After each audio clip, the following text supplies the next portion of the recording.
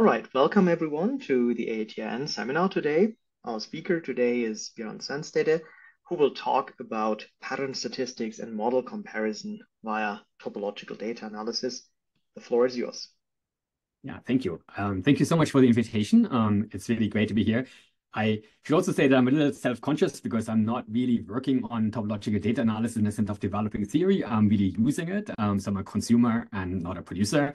So I'm going to talk about three different projects that were in two of them we really heavily relied on topological data analysis. In the last project we didn't, but I really would like to. And so I wanted to sort of talk a little bit about the project as a whole and then where TDA might fit in. And so this is joint work with a number of people. So Electa and Sam and Angela and Will were undergraduates here at Brown. Melissa and Al were graduate students in my group. Jay was a graduate student of Ian Wang. Ian is in biomedical engineering. And Wenjun is currently a postdoc here in my group. So what I would like to do is talk about two different aspects of pattern formation. One is quantifying patterns, so getting statistics on patterns that allow us to distinguish different patterns that emerge in applications. In this case, I'm particularly interested in zebrafish patterns, and allow us to identify sort of characteristics, differences, and similarities across different patterns. So one of the images that you see on the two images that you see on the bottom are from simulations of zebrafish patterns. They typically form these very distinct stripes. And one question that we were interested in is quantifying when you see regular stripes and when you see patterns with broken stripes on the right and the lower right corner. You see a pattern where the blue stripes is broken. There's a yellow interruption in the middle. And we would like to get summary statistics on how often this might happen in models. And then the other question is classifying patterns and tracing out curves, for instance, in parameter space that distinguish different types of patterns. So the pictures that are taken on the lower right are sort of from spots and stripes that you see in reaction diffusion models.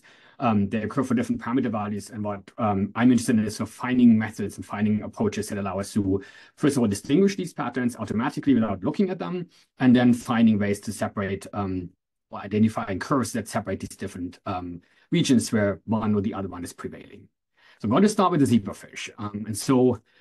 So this is a project where we try to understand functionality in zebrafish. We use models for this. There's several experimental groups all over the world who basically use a whole array of experimental approaches to understanding how these stripes on zebrafish form, how these different cell types that are occurring on the body of zebrafish interact, which genes regulate the different behaviors and mechanisms.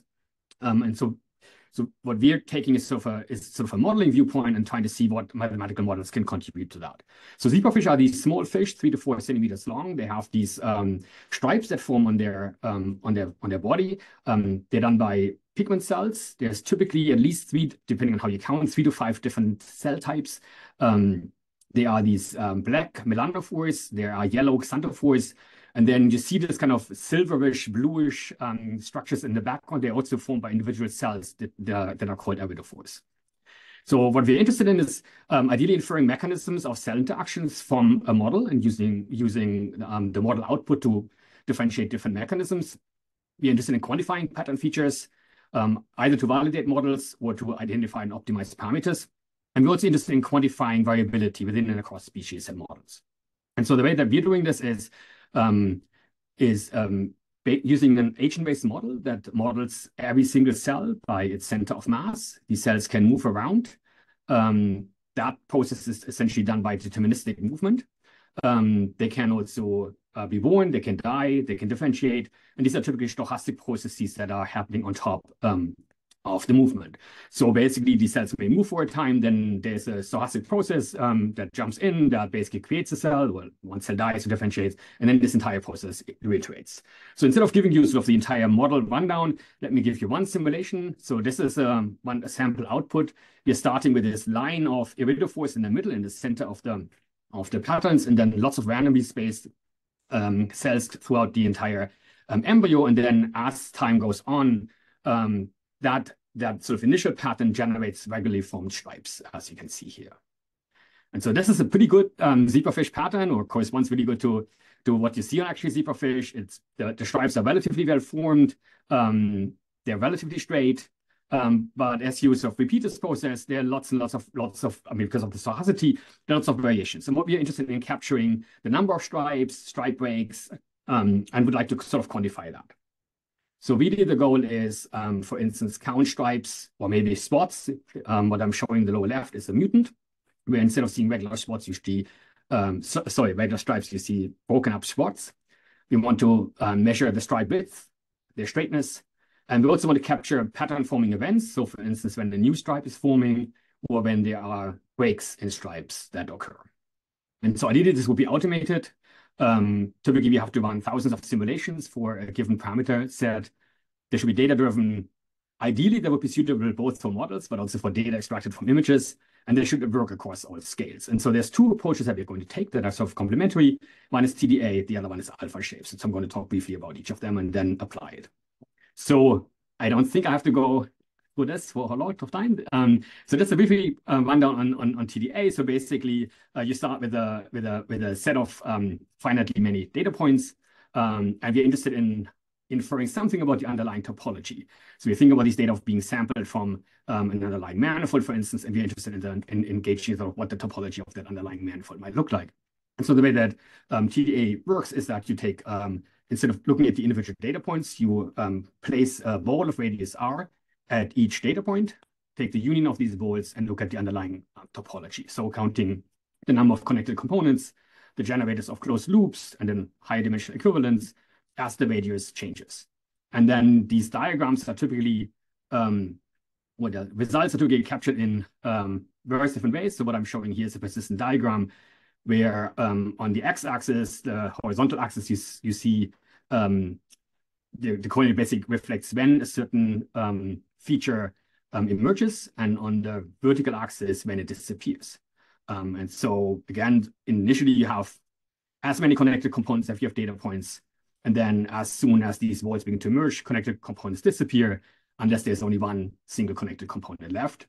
And similarly for the generators of closed loops, there's initially none. Then you see that one single closed loop emerging, the second one joining, and then they both go away eventually. So we're using TDA basically to identify both stripes and spots. Spots basically as a number of connected components. Stripes we will identify using the H1 homologies, so generators of closed loops. So then the other thing we're interested in is identifying boundaries of data. So if you're thinking about our data being sampled from stripes or maybe from spots, we want to identify from a bunch of data that look like this, we want to identify their boundaries. And again, that's not a kind of a well-posed problem because we don't really know what the underlying stripe or manifold that we're sampling from really looks like. And so similarly to DA, there's a scale parameter, sort of again, a radius involved that basically tells us how we're scaling and how we're forming these boundaries. And so two examples of shape boundaries are given here. In one of them, you basically take a smaller scale and connect data points in a way that basically connects them even if they're relatively close to each other. In the other one, you're trying to create a more straight line across different data points. And the way to conceptualize this is using these alpha shapes. So you're fixing a radius r. You're choosing a disk of radius r, and then you're moving these disks around from the outside, and you're trying to place them in such a way that they're exactly two data points on the boundary, and that the interior does not connect any other point. And so if you're doing this for a relatively small radius, you get relatively fine-grained boundaries, like showing on the left. And if you're taking larger radii, you're basically making bigger steps between the data points, and the resulting boundaries are sort of straighter in some way. The two extreme radii is if the radii are very small, you just get the disconnected data points themselves. There's no boundary that's being formed. And if you take a very large radius, the boundary approaches the convex hull of all of the data points. And so in between, again, you have this radius to play with that gives you different scales and that you can use to basically reflect the geometry in various different ways. And so we're using these alpha shapes to calculate stripe boundaries, their straightness by looking at the arc length of the resulting boundary, and also the stripe area by looking at the upper and lower boundary and then the area in between. So here's how this then works. So the key that allows us to use loops and H1 homology in this case is that Even though the stripe patterns are formed on a rectangular domain, they're using periodic boundary conditions on the left and the right-hand side. So we think about like the head and the tail being connected. That puts everything on the cylinder. And then we can basically use homology to identify loops that correspond to stripes. We can also compute the number of spots by using the number of connected components. And the way in which we're determining thresholds for the radii, so identifying which region in the persistent diagram we are interested in, we're using average cell-to-cell distances that are relatively constant within stripes to determine threshold values for the radii. So as I said, stripe straightness is then computed using alpha shapes and the arc length. The width, we are using the depth minus birth radii from one-dimensional homology.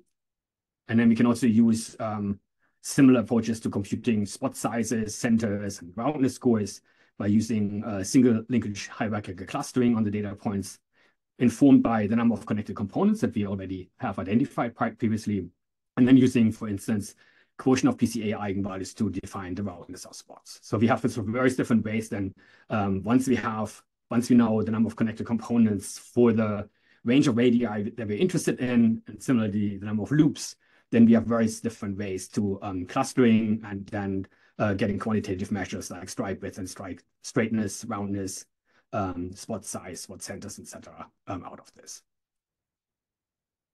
All right, so here is sort of one application. So we were interested in, for a fixed set of parameter values, we were interested in quantifying how often we actually see regular spots and how often we see breaks in the resulting structures that we see.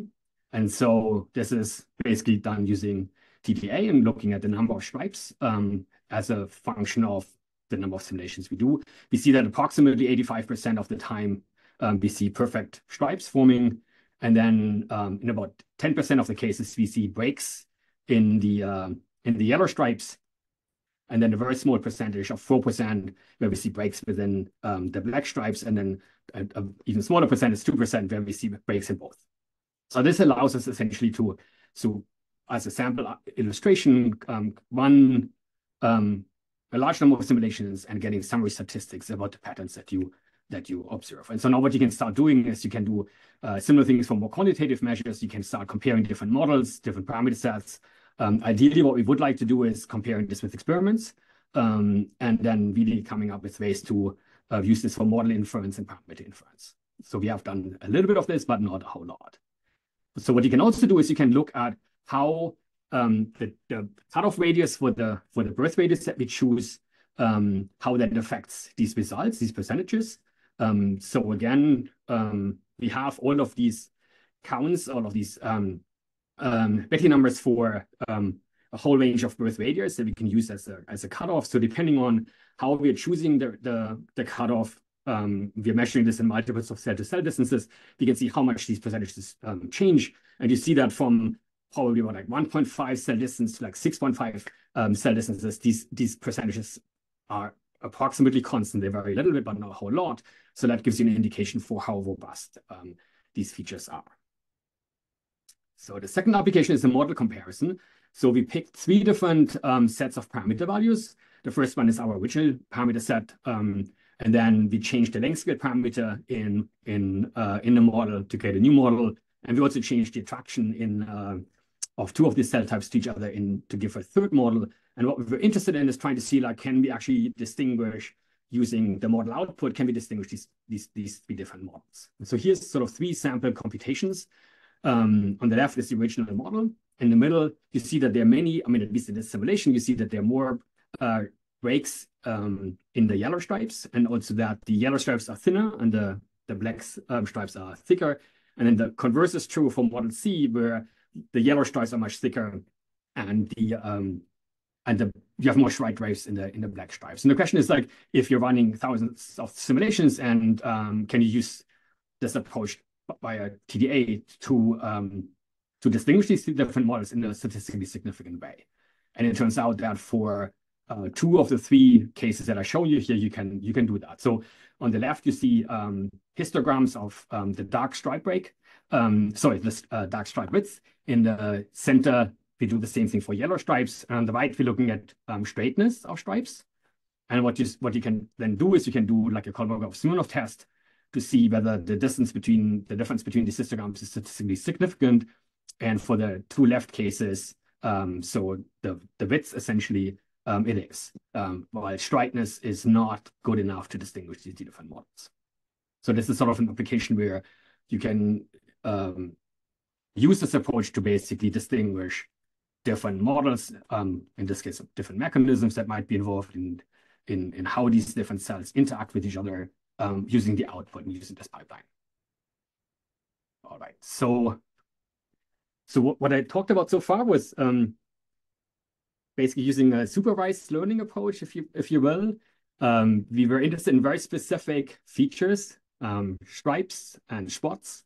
We knew that they were that they're typically aligned in a very specific way that we can utilize and exploit. And that allowed us then to basically quantify some of these features and compare them across parameters and across models.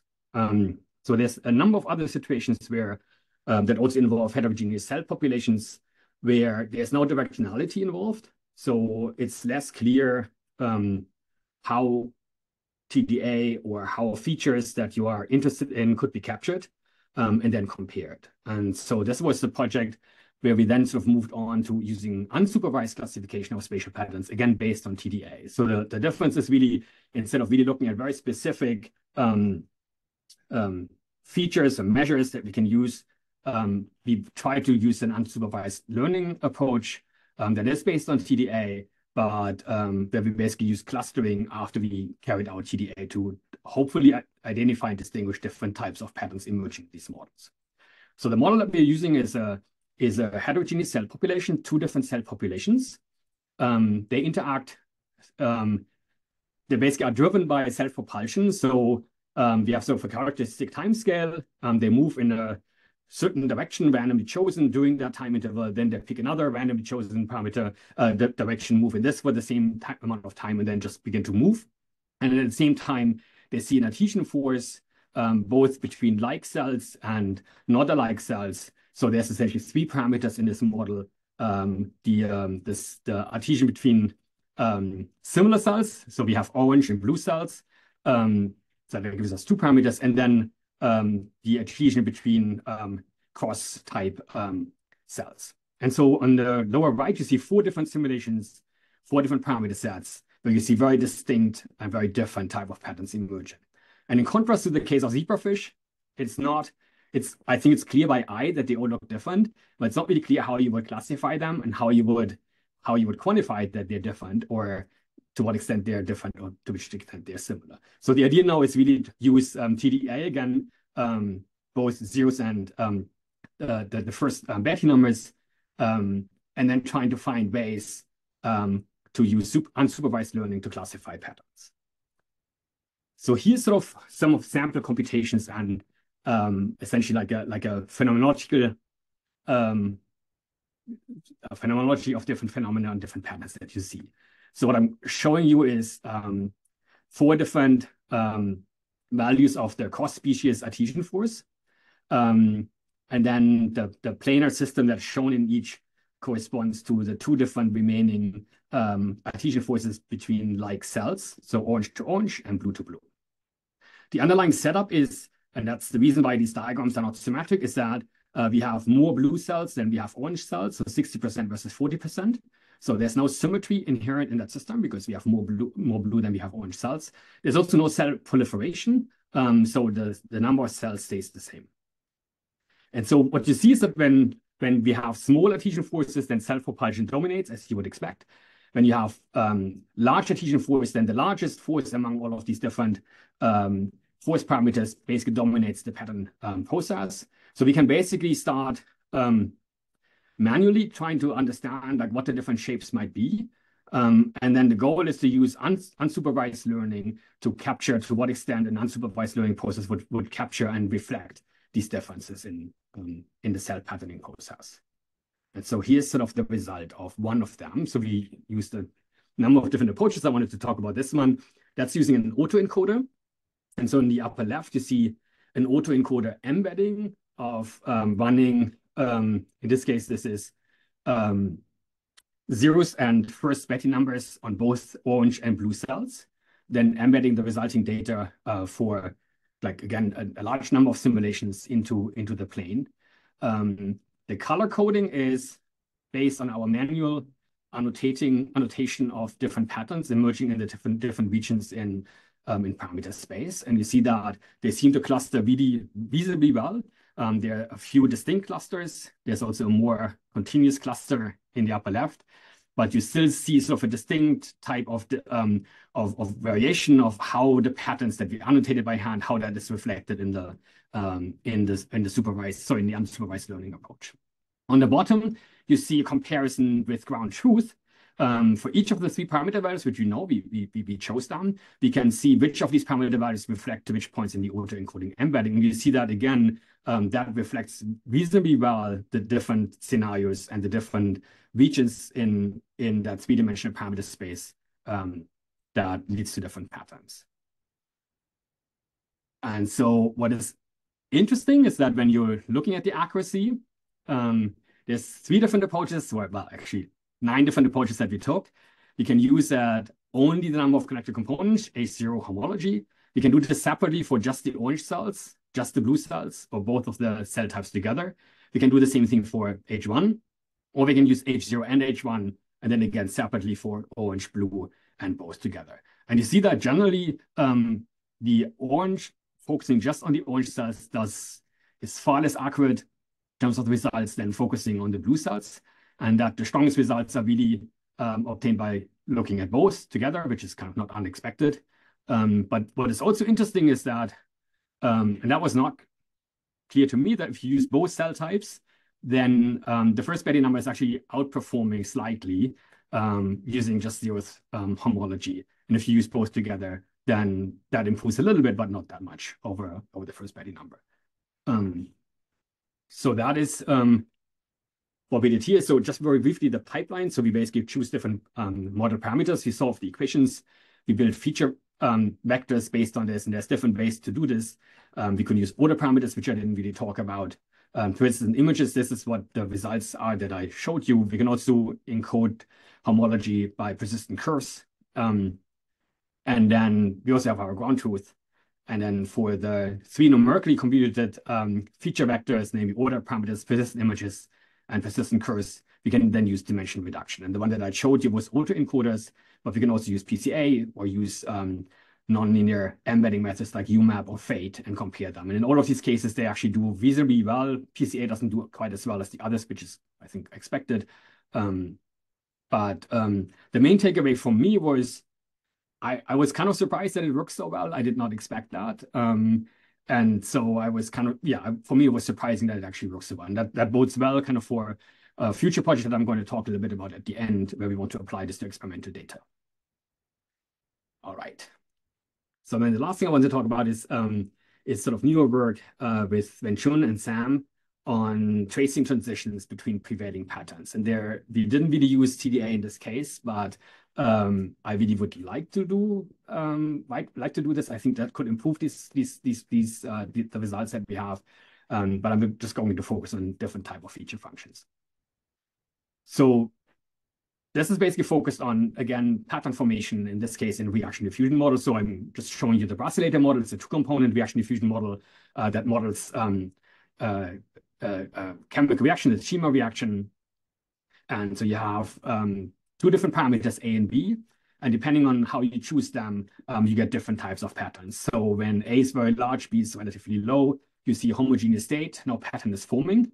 And then as you sort of move from the lower right to the upper left corner, you see spots emerging, stripes forming, and then you see sort of the negative spots where the background and the maxima of these spots like change type. And so what people have been doing is basically generating these pictures. You just run simulations, you trace, you sort of put a tiling on your parameter space, and you get approximately transitions in between that are sort of vaguely defined, but that you can identify by hand. And what we really wanted to do is we wanted to trace out these curves more accurately. So separating regions with different prevailing patterns. delineating, for instance, Turing bifurcations, which are these bifurcations from homogeneous states to spots or stripes, and ideally also locate curves at which patterns collide and disappear in fold bifurcations. And so here are sort of the challenges with doing this. So the traditional approach is that you fix a pattern, let's say spots. You compute these structures in some way using boundary value problems. You also look at the stability. And then you specify stationary interfaces between different pattern states, for instance, spots and stripes, and you try to trace out when they exist. So that allows you to basically do the job that I just described before. It allows you to trace out transitions. If you have an interface that's stationary between the spot and the stripe, both of them are sort of equally strong. They should be equally prevalent. Tracing out that curve where these structures exist gives you one of these transition curves. So the challenge is that, first of all, these patterns exist for a whole range of wave numbers. So basically meaning that the width of these stripes, the distance between spots varies in a whole interval, and it's not really clear which one is dominant. There's not really a good theory that tells you this wave number is preferred over that wave number. So you would have to do this for every single wave number that exists in the system. The second one is that there's bistability. So there could be regions in parameter space where both spots and stripes are stable. But if you start with random initial conditions, you will only see one of them, not the other one. So that is not easily addressable by using these formulations that I just discussed. And then the last thing is that if you're thinking about computing interfaces between two structures, the orientation actually matters. So I showed two different interfaces between spots and stripes. The one shown on the left, where the stripes are sort of hitting the spots sort of dead on. You would typically expect that they exist for along a curve in parameter space. For the one on the right, they would actually exist in open regions. So depending on how you're setting up your problem, you might get different answers. So our approach was kind of different. Our approach was we're interested in just taking randomized initial data. I want to identify typical dynamics. I don't care so much about all of these different ways in which we can position interfaces, choose wave numbers. I want the system to select all of this automatically through randomized initial data. And then what we need to do is we need to be able to distinguish the resulting patterns. Again, similar to the zebrafish, I need to see, like, is this a pattern that's predominantly formed by spots or by stripes? And I then need to find ways in which I can delineate where these features change, where I change from one to the other one. And so examples that allow us to distinguish these different pattern states are, again, number of connected components, how round connected components are, maybe the distribution of the areas, distribution of their roundness scores.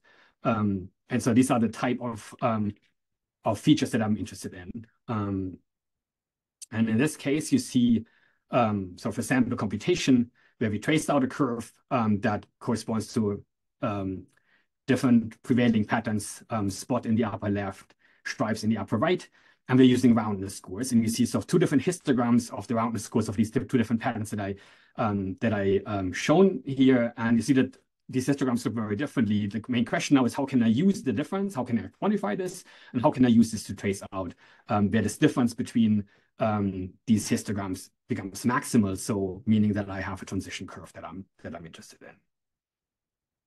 So here's sort of the high levels of approach that we're taking is I take an ensemble of n solutions starting from randomized initial data, solve them forward. I compute the sublevel sets for each solution. Normally we encode these sublevel curves using alpha shapes again. Then I evaluate a selected feature function separately on each of the solutions that I have. This could be distribution of the area of connected components or the parameter, roundness. And the last step is I need to compare these resulting distributions to basically quantify how different they are. And what I'm interested in is finding parameter values where that difference to the left and to the right of that parameter value is maximal. And so here's sort of the mathematical framework that we're using, just sort of to provide some structure to this. And then I'm going to talk about how we're actually comparing these different histograms, these different distributions that we get. So from an abstract viewpoint, I start with some abstract probability space. I generate my random initial conditions. Then I assume that they lie in H2, so I set this up in this way. I solve forward until a sufficiently large time that these patterns are formed. I take one of the components and then look at the sublevel curve or the sublevel set for a certain value that these solutions attain, and then look at the resulting sublevel curves. So one of the issues is that that we have to deal with is that when I'm now trying to classify them, it could happen, for instance, I start out with a stripe. The stripe breaks up into different spots at the interface between that breakup. I don't really have a manifold, so I need to be careful like how I'm structuring my feature functions, what I can assume about them to make sure that I don't run into issues when I lose manifold structure. And the way that we're doing this is in some way by cheating. If the functions I'm interested in are regular, so that that threshold value that I'm picking is attained in a regular value, then I know that the sublevel sets are regular manifolds with smooth boundaries. And so then my feature functions are essentially then functions that are continuous on the set of 2D manifolds with smooth boundaries.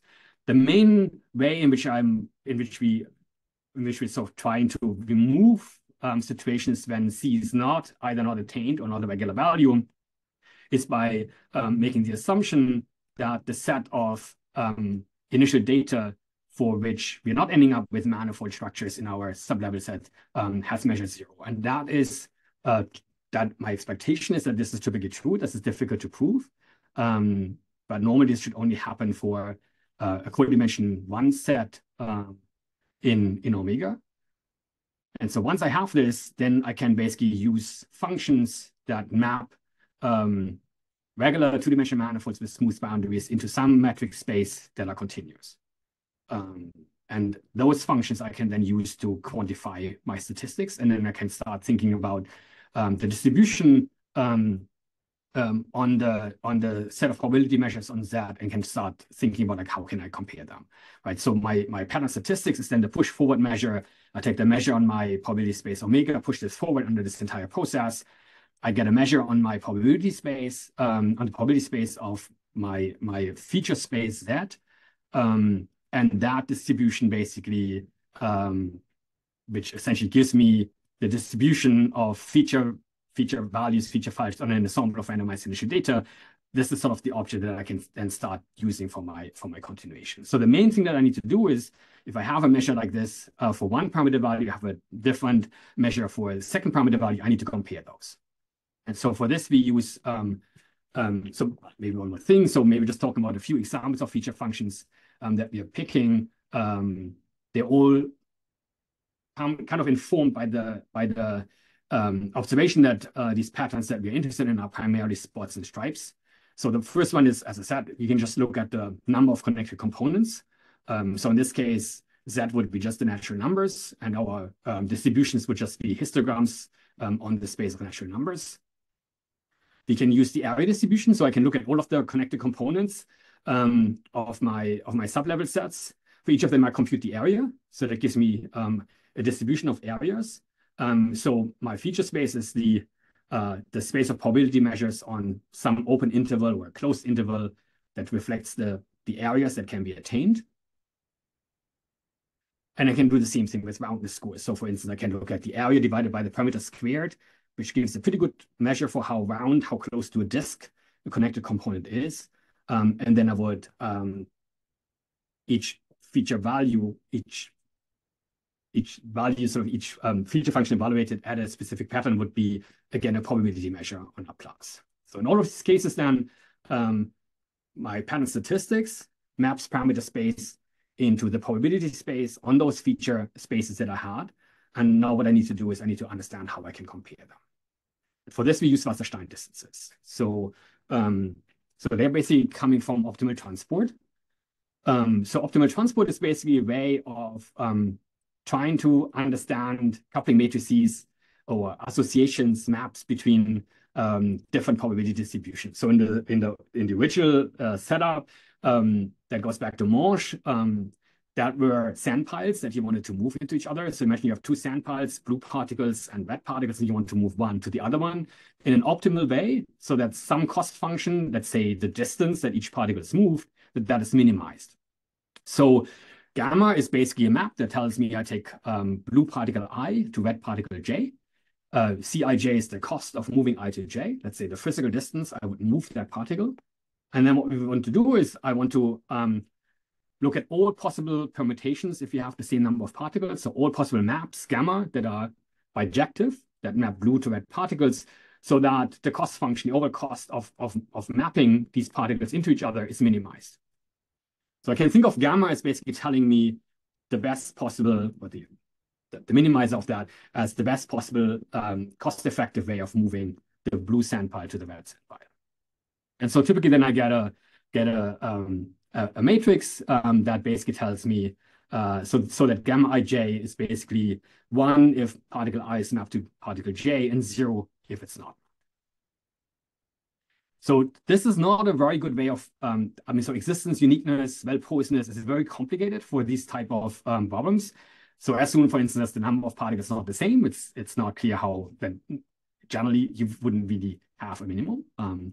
So the generalization that Kantorovich basically developed is thinking more about probability measures. So gamma is no longer it's no longer encoding a map from blue to red particles, but the probability that a particle that's blue is mapped to a particle that's red. And so then we're looking at coupling matrices that are probability stochastic matrices, row sum and column sum is equal to 1.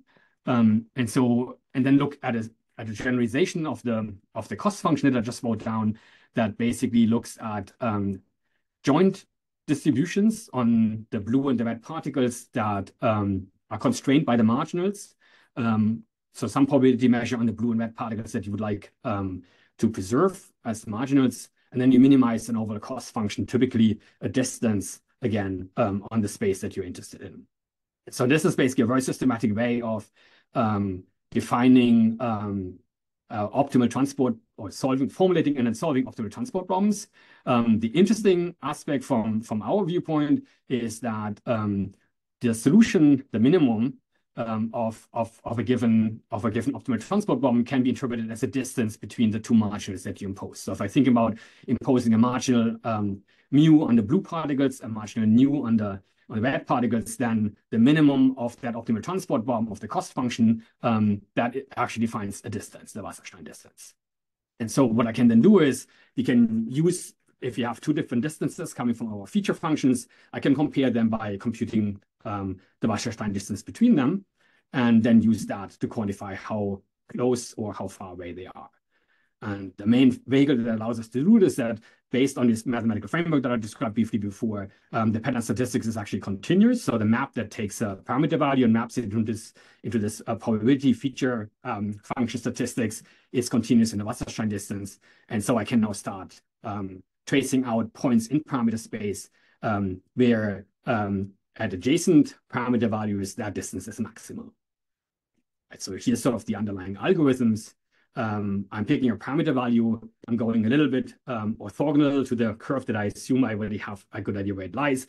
I go a little bit to the left, a little bit to the right, and then I'm choosing my point in the center in such a way that the Wasserstein distances between these adjacent parameter points is maximized. So meaning that there really is a genuine transition from one pattern statistics to another one that should correspond if I choose my feature functions right to the different prevailing patterns on the left and right of my path. So here's how this works in practice. So these are three different sample curves, namely the Turing bifurcations from the homogeneous to the spots, from spots to stripes, and then again from stripes to spots. And so they basically, this algorithm works really well. It traces out these curves pretty robustly.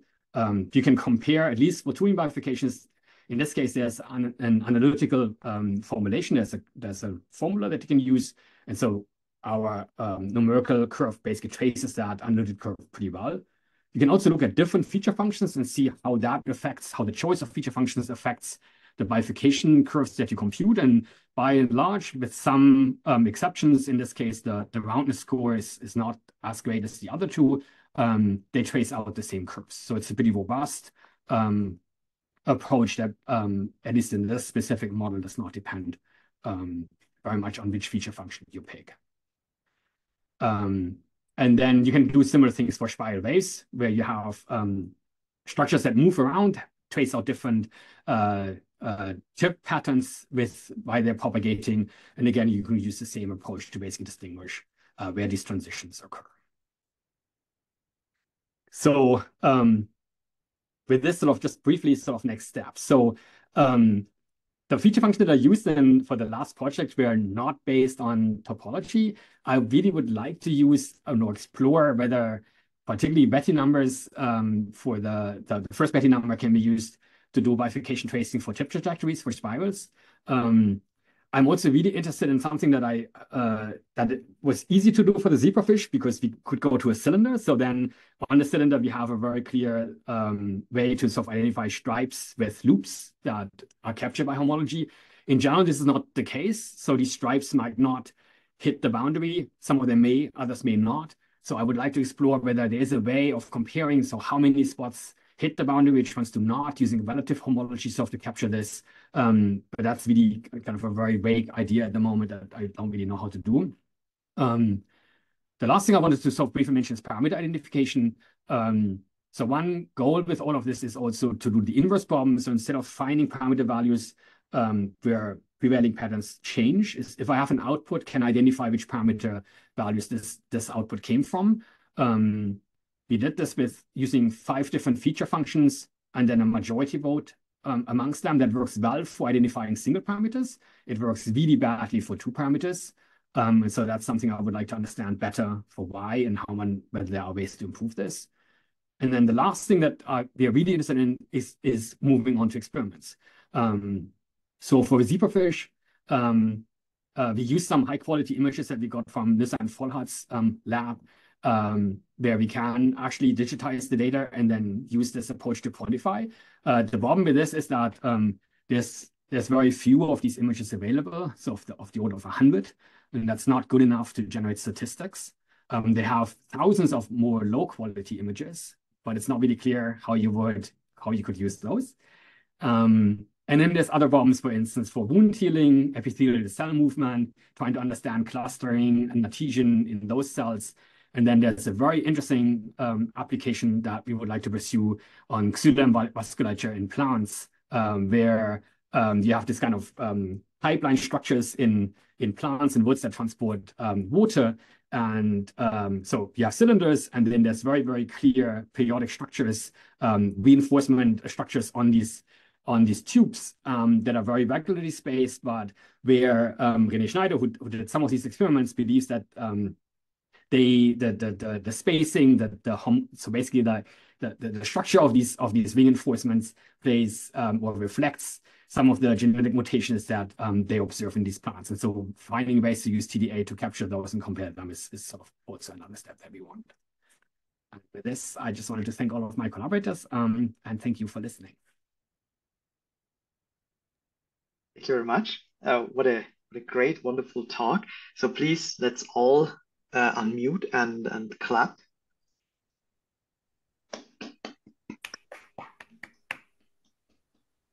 Thank you very much. Do we have any public questions that go into the recorded section of this video? I'm going to start with one, unless someone else wants to go first. So my question is about the parameters. You showed this very nice pipeline where you said, okay, we can do these simulations, and then we can then we get feature descriptors and so on. Have you also considered learning parameters in a way so that you can say something about the simulation as such? Would that be something you are interested in? Yeah. So do you mean identifying parameters? So from the output, or? Yes, kind of identifying a suitable parameter that matches with your observation, right? Yes. Yeah. So we have tried this. So this was sort of the last bit that I mentioned at the very end. So we have used this. So the terminology I used was like different. I used this for parameter identification. So you could imagine that you have a set of images given. You would like to infer which parameters this came from. And the challenge there is, so it works very well in some situations, in others it does not.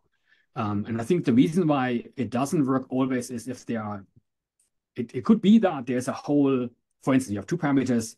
There could be that that the features that you use to distinguish or classify your patterns might essentially measure a one-dimensional quantity, for instance, the wave number. And so then you would be able to just to identify the curve on which the corresponding parameter values lie on, namely the ones, all of the parameters that give you the same wave number, but not distinguish where on that curve exactly you are. So if you have a rich enough set of feature functions that really allow you to map parameter space uniquely into that set of feature functions, then yes, this should work. In the examples that we have been using, I think there were always some hidden parameters that prevented us from doing this, and so we can identify some of the parameters, but not all of them.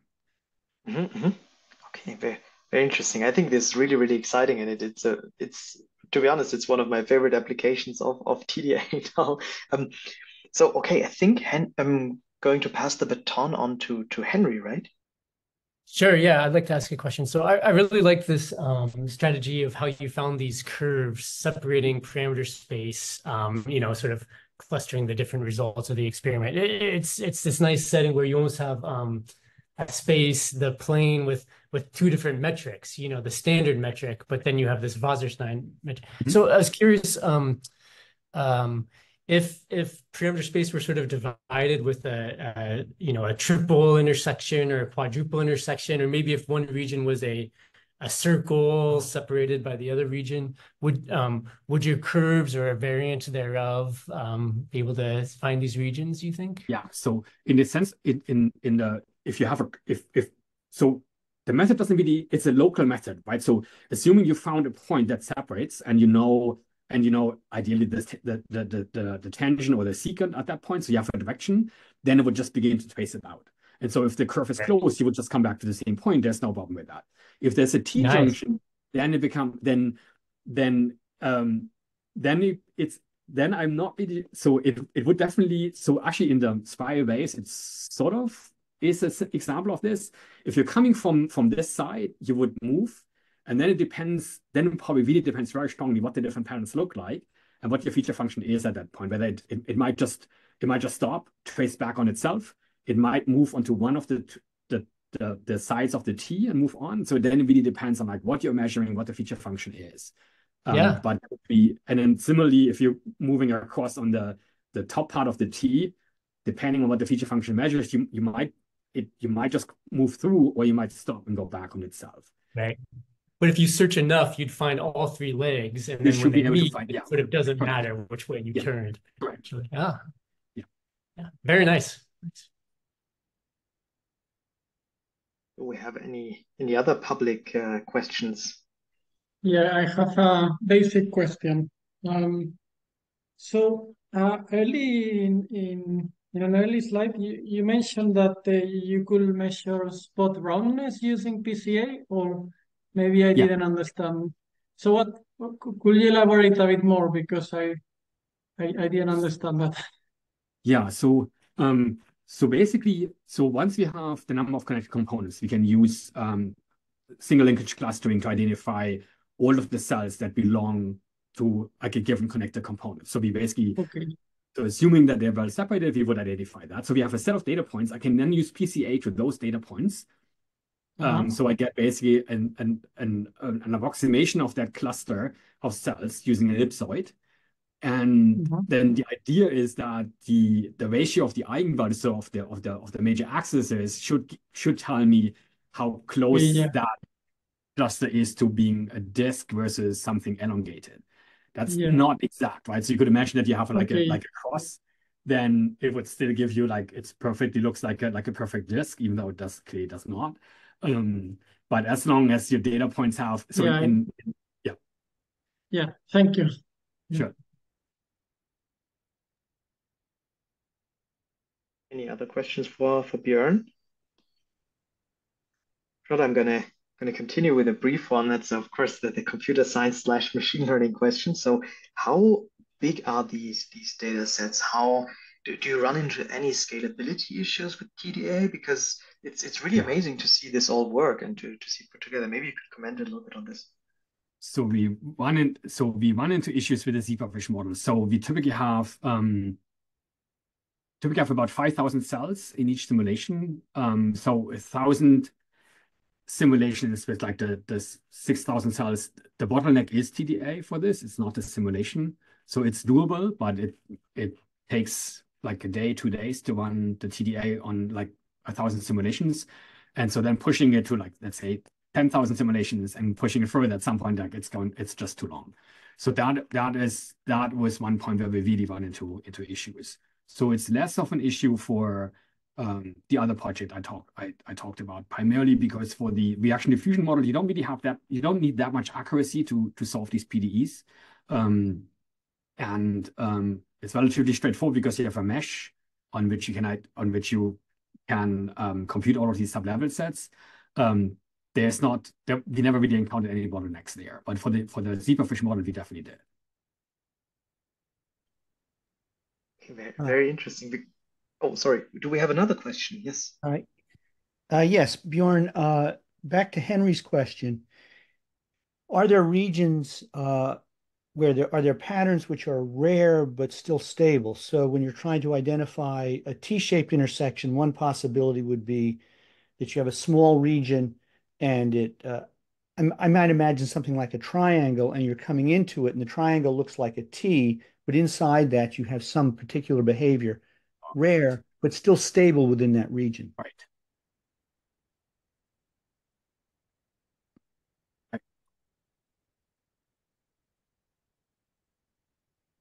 I think the challenge is like, okay, so I think this is kind of a vague answer, but my answer is basically it depends.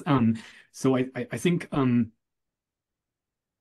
can see sort of two different obstacles for identifying, or two different ways in which these regions could be missed. One of them is so the domain of attraction of these patterns might be very small. So when you do randomized initial conditions, you might not have enough of them to actually hit these regions. So then basically the only way to notice is to basically choose a broader set of random initial conditions, increase the number of simulations you do for each parameter value. So this is one way how you might miss something. The other way in which you can miss patterns is if your feature functions, the function that you choose to discriminate or differentiate different patterns, if it doesn't see that change. So sure. if you have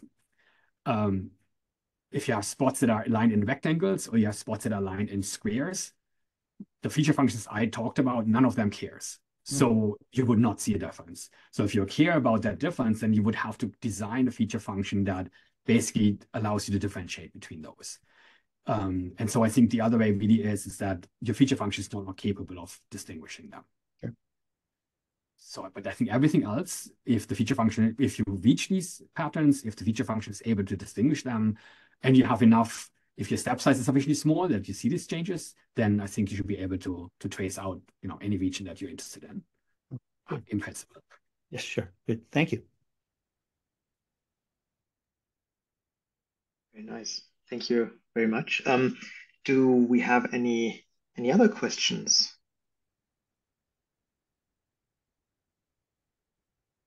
If not, maybe I'm going to stop the recording and we can go towards private questions that are not being recorded. So once again, Björn, thank you very much for a great talk.